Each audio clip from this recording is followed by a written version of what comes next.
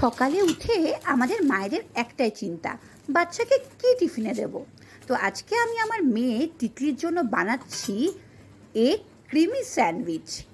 কী করে বানাচ্ছি চটপট দেখে নাও। প্রথমে আমি স্ক্র্যাম্বল এগ বানিয়ে নেব। ডিমগুলোকে ফাটিয়ে নিলাম, একটু অল্প নুন দেব। এটা করতে খুবই সহজ, কোনো মেয়োনিজ লাগে না, কিন্তু খেতে বেশ ভালো লাগে। বাচ্চাদের টিফিন এরকমই দেওয়া উচিত, খেতে লাগবে মুখরোচক অথচ হেলদি, শরীরের কোনো ক্ষতি হবে না। ভালো করে স্ক্র্যাম্বল এগটা বানিয়ে নিলাম, এবার এটা রেখে দেবো সাইডে। এমন টিফিন বানাতে হয় আর কি সকাল সকাল, যাতে সময় কম লাগে কিন্তু খেতে বেশ ভালো লাগে। এবার একটু বাটার দিলাম, একটু গার্লিক দিলাম, গার্লিক কুচি, একটু বাটার দিলাম, চপড গার্লিক দিলাম, তারপরে দিলাম একটু সামান্য ময়দা।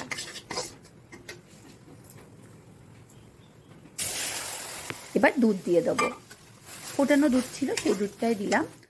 এবার হোয়াইট সস বানিয়ে নিচ্ছি, বুঝতেই পারছো, একটু দেবো গোলমরিচের গুঁড়ো।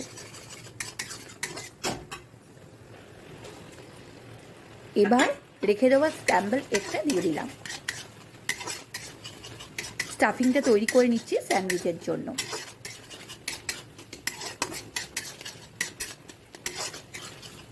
বাচ্চাদের একটু মনের মতো টিফিন দিলে কি হয়, ওরা টিফিন বাড়িতে ফেরত নিয়ে আসে না, আর অন্যের টিফিনের প্রতি ওদের নজরও যায় না।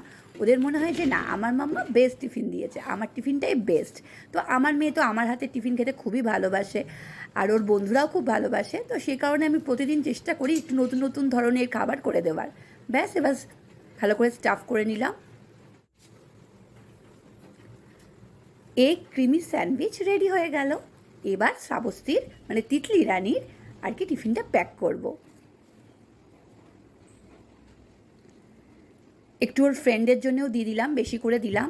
আজকাল আম দেবো না, শশা কুচিয়ে দেব। কালকে একটু ম্যাঙ্গো কেক বানিয়েছিলাম, সেই কেকটাও একটু দিয়ে দিলাম। আসলে ক্লাস 7 তো অনেকক্ষণই স্কুলে থাকে, তো সেজন্য খিদেও পেয়ে যায়, সকালে তো সেরকম কিছু খেয়ে যেতে পারে না, তো সেজন্য একটু বেশি করে টিফিনটা দিয়ে দিই। ব্যাস, তিতলির টিফিন আজকে রেডি হয়ে গেল।